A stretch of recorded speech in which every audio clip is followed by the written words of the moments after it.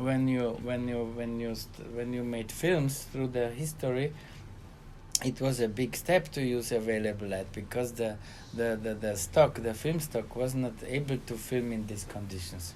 So you had to recreate it. You have to, and all of us grew up with this kind of art of light design, that you have to recreate the feeling of how we are here. Here's the lamp, and it is throwing a shadow here on the wall, and it's forming the face in a certain way, and you had to recreate it with additional lamps. But nowadays you just, like, he's filming now, he's just turning on the camera and he gets exactly this feeling.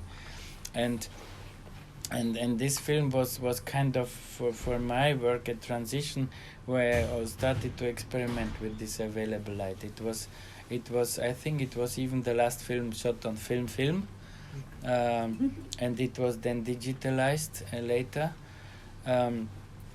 And so it was, why it was also difficult, because shooting on film, you did not know what comes out.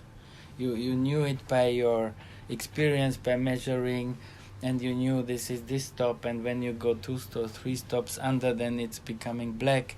And so you had to create through measuring the scene. You could not see it because it looked different on the film. So you had to, through measuring, you should close your eyes, and you knew how this gets, and very slowly you could then reduce the artificial light, because the film stock became more sensitive.